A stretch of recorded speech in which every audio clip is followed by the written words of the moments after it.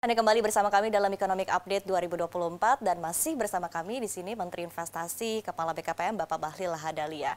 Pak Bahlil, kita lanjutkan kembali diskusi kita tadi berkaitan dengan upaya untuk penambahan saham Freeport ya 10% lagi dari 51% menjadi sekitar 61%. Begitu seperti apa saat ini mungkin progres dan juga update-nya berkaitan dengan hal ini. Pertanyaan ini murni dari CNBC atau ada kira-kira yang Murni CNBC, mengexercise? Bapak. Oh, murni, ya.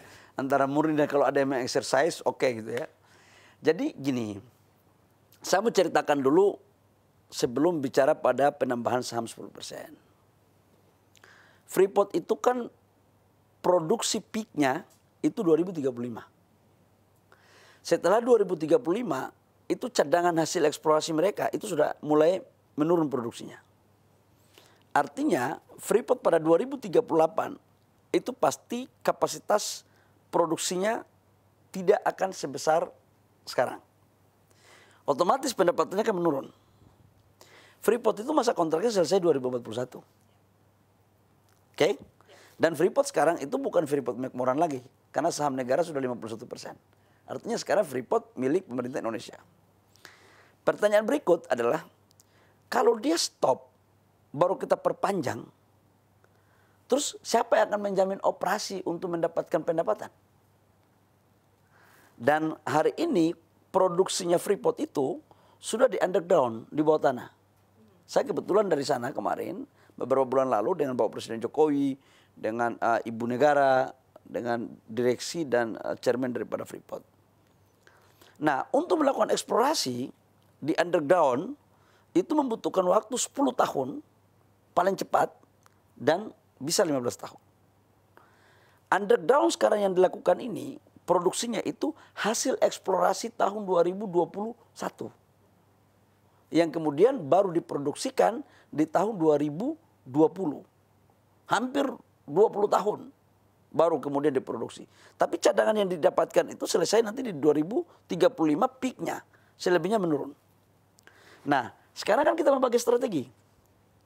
Kalau dia kemudian melakukan eksplorasi 10-15 tahun, dan kalau 5 tahun sesuai dengan PP-nya kemarin itu paling cepat baru kita mengajukan perpanjangan, berarti akan terjadi hold, nggak kerja di Freeport, kurang lebih sekitar 5-10 tahun. Pertanyaan berikut, siapa yang dirugikan? Pasti PT Freeport Indonesia karena sahamnya 61%. Gimana cara membayar gaji? Bagaimana cara melakukan pemeliharaan dengan jalan ratusan kilo di underground? Bagaimana lapangan pekerjaan kita? Apakah kita harus PHK? Bagaimana pendapatan PDRB kita Papua? 70% yang mengandalkan Freeport. Jadi setelah kita kaji, waduh ini dampaknya nggak main-main. Jadi kita harus lakukan kajian mendalam dan memang itu timnya saya yang pimpin. Nah kemudian dalam itu kemudian kita mengusulkan untuk penting dilakukan antisipasi dalam rangka proses perpanjangan. Dan ini sudah 1 tahun lebih pembahasannya. Nah di dalam perpanjangan itu kita minta salah satu di antaranya adalah penambahan saham untuk negara. Dan harus membangun smelter di Papua. Jangan bahan bakunya di Papua, smelternya di Gresik. Gimana sih ini? Untung dulu waktu penempatan Gresik jadi tempat pembangunan smelter, saya belum jadi di BKPM. Kalau ada saya, oh belum tentu itu lolos. Pasti gue debat. Ini yang orang Papua bilang, tulis lain, baca lain, bikin lain, itu kayak begini nih. Jadi jangan membuat orang daerah itu menjadi penonton, nggak boleh, aku nggak mau. Maka kemudian minimal ada 2 poin yang menjadi bargaining kita itu adalah negara harus tambah saham 10%, kemudian membangun smelter di Papua. Dan anak-anak Papua, anak daerah Papua harus dilibatkan mereka, jangan jadi penonton.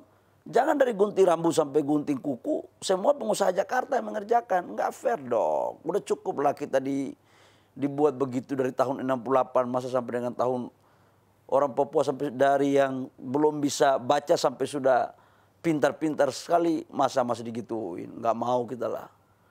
Dan sekarang dalam proses itu sudah tahap final untuk penambahan saham 10% untuk Papua. Untuk apa? Pemerintah Indonesia.